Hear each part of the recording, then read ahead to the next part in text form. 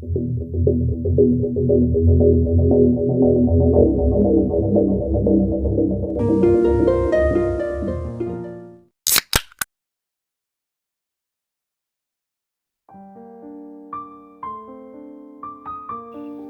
sahabat Weekly, sejak masih muda, Mary Collins sudah memikirkan masa depannya. Dia menata kehidupannya dengan teratur dan bekerja keras untuk mewujudkan masa tua yang nyaman. Dengan uang tabungannya sendiri, di usia pertengahan 20 tahunan, Mary sudah bisa membeli apartemen. Apartemen yang terletak di sebelah tenggara pusat kota Perth, Australia itu memiliki 4 kamar tidur dan 2 kamar mandi. Berada di lantai 8, membuat apartemen itu memiliki latar belakang pemandangan kota Perth yang sangat indah. Mary tinggal di sana selama 4 dekade lebih. Dinding di dalamnya menjadi saksi bisu berbagai momen dalam hidup Mary Collins. Mulai momen bahagia sampai momen kedukaan saat suami Mary meninggal dunia pada tahun 2001. Sepeninggal suaminya, Mary Collins tetap tinggal di sana. Meski tidak memiliki keturunan, Mary tidak pernah kesepian. Dia selalu berusaha menyibukkan dirinya dengan berbagai kegiatan. Mary masih bekerja sampingan di sebuah toko pakaian tak jauh dari rumahnya. Mary yang religius juga sangat aktif di berbagai kegiatan di gereja. Kedekatannya dengan kelima kakak serta adiknya membuat Mary tidak pernah merasa sendirian. Terutama dengan adik bungsunya, Wayne Johnson yang tinggal tak jauh dari apartemen Mary. Meski apartemennya sudah berusia cukup tua, namun Mary merawatnya dengan sangat baik. Dia sering melakukan renovasi, sehingga apartemen itu berada dalam kondisi yang baik. Mary sering mengundang teman-teman serta saudara untuk datang ke rumahnya dan mereka semua merasa apartemen itu sangat nyaman dan hangat. Setiap hari, Mary selalu berkirim kabar lewat SMS kepada teman dan saudaranya. Sehingga ketika sehari sebelum Paskah, tiba-tiba tidak ada kabar dari Mary, semuanya pun mulai khawatir. Hari Sabtu tanggal 11 April tahun 2020, Mary Collins bangun pagi kemudian sarapan. Setelahnya dia berjalan pagi dan menyempatkan mampir ke rumah kakaknya Helen yang berada di barat kota Perth. Agak siang Mary pulang dan sampai di apartemennya sekitar pukul 1 siang. Dia baru teringat lupa mengambil kunci cadangan apartemen yang masih di bawah Helen. Mary kemudian menelpon Helen dan kakaknya mengatakan akan membawa kunci itu bila mereka bertemu lain kali. Selama ini memang Helen yang membantu renovasi apartemen adiknya. Setelah itu, tidak terdengar lagi kabar dari Mary Collins. Keesokan harinya pada tanggal 12 April tahun 2020, Helen mengirim pesan kepada Mary untuk menanyakan apakah nanti bisa datang makan siang di rumahnya. Tetapi tidak ada respon. Sekitar pukul 10:30 siang, Helen mencoba menelpon adiknya namun tetap tidak mendapat jawaban. 1 jam kemudian sekitar pukul 11:30, Helen sekali lagi mencoba menghubungi Mary, namun tetap saja nihil. 2 menit kemudian, tiba-tiba Mary mengirim SMS. Isinya Mary mengabarkan dia sedang kurang enak badan dan meminta maaf tidak bisa datang untuk makan siang ke rumah Helen. Kemudian Mary mengucapkan selamat Paskah. Saat itu Helen berniat menelpon Mary, tetapi adiknya itu menolak dengan alasan suaranya hilang karena flu. Membaca pesan yang dikirimkan Mary, Helen semakin khawatir. Isi SMS itu sangat berbeda dengan gaya bicara Mary adiknya. Helen kemudian meminta adik bungsunya, Wayne Johnson, untuk mampir ke rumah Mary dan memeriksa kondisinya. Tetapi setelah beberapa saat, Wayne juga menghilang dan tidak ada kabar. Helen jadi penasaran dan memutuskan untuk datang sendiri ke apartemen Mary bersama menantunya. Menggunakan kunci cadangan milik Mary yang masih dibawanya, Helen berniat masuk ke dalam apartemen itu. Saat tiba di area parkiran, Helen melihat mobil Wayne dan Mary masih terparkir di sana. Bersama menantu dan seorang penghuni lain yang mendampingi, Helen naik ke lantai 8 menuju unit nomor 35. Helen kemudian membuka pintu apartemen Mary dengan kunci yang dibawanya. Tetapi begitu kakinya hampir saja melangkah masuk, menantunya langsung menarik Helen kembali keluar. Di lantai apartemen mereka melihat ada sebuah gulungan terpal warna biru besar yang diikat dengan tali warna kuning. Dan di belakang gulungan itu ada Wayne Johnson. Helen, menantunya, dan seorang penghuni segera menutup pintu kembali dan berlari turun ke bawah. Mereka segera memanggil polisi.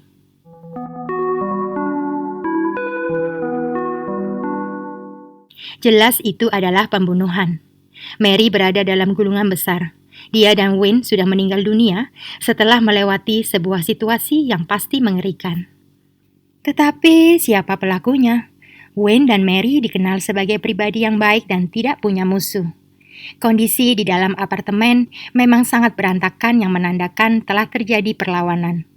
Namun tidak ada tanda masuk secara paksa, yang menandakan pelakunya bisa saja memegang kunci cadangan atau Mary mengenal pelakunya dan mengizinkan orang itu masuk.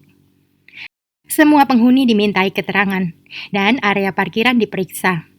Setiap mobil dicatat platnya.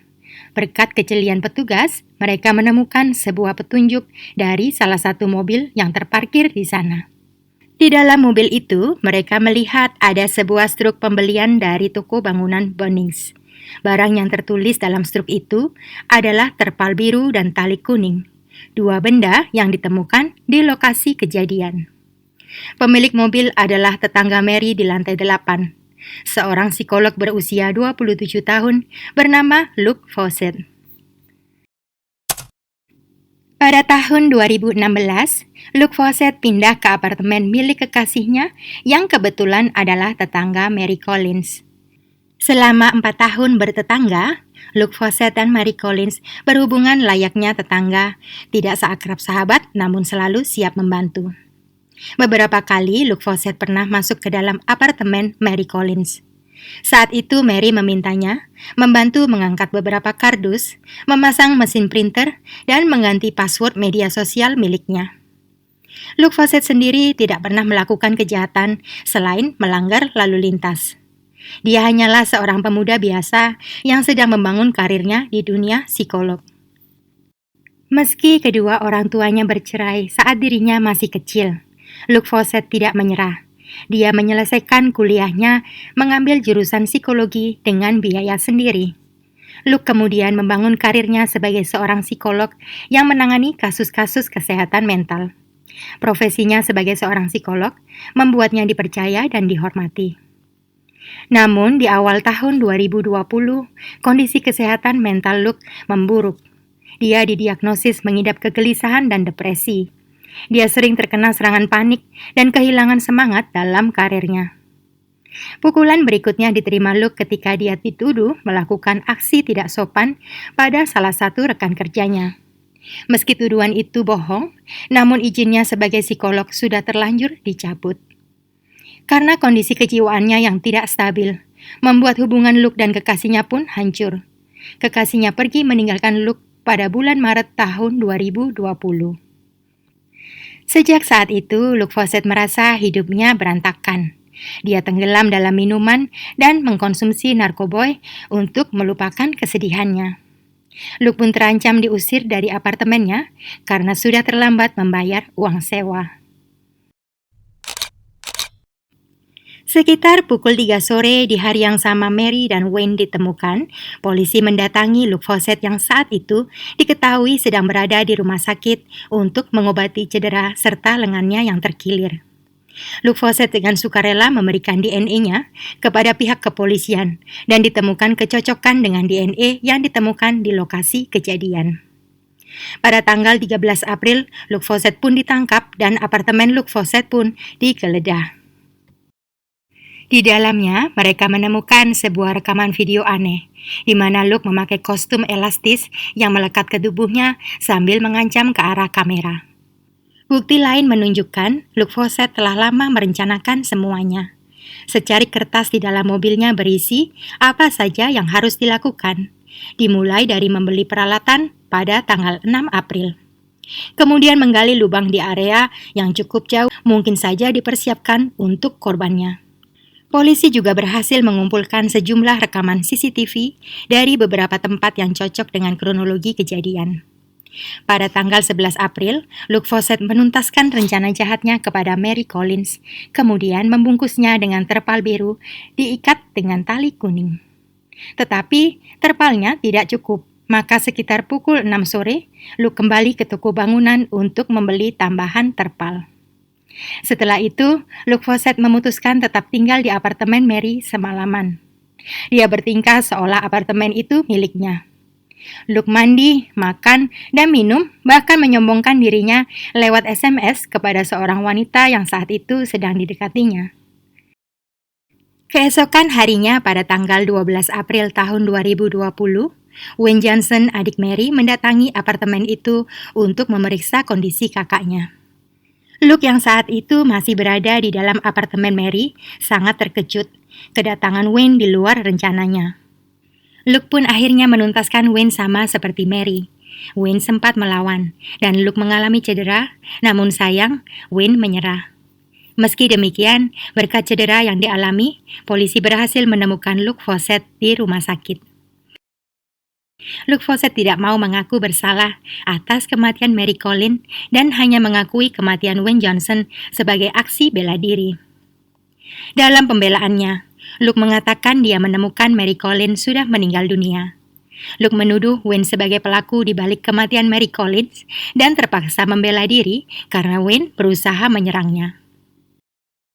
Tentu saja tidak ada seorang pun yang percaya kisah karangan Luke. DNA Luke yang ditemukan di TKP dan juga pada korbannya sulit dibantah. Akhirnya, pada bulan September tahun 2021, Luke Fawcett dinyatakan bersalah dan dijatuhi hukuman 2 kali seumur hidup. Dia baru bisa mengajukan pembebasan bersyarat setelah menjalani hukumannya selama 34 tahun. Sebuah akhir bagi Luke Fawcett, sang psikolog, yang seharusnya bisa dipercaya menangani kesehatan mental pasiennya, tetapi justru sulit mengendalikan kondisinya sendiri. Itulah akhir kisah hari ini. Mulutmu harimaumu, hati-hati berkomentar bila tidak mau kata-kata kalian menjerat diri kalian sendiri. Sampai bertemu di video berikutnya. Terima kasih.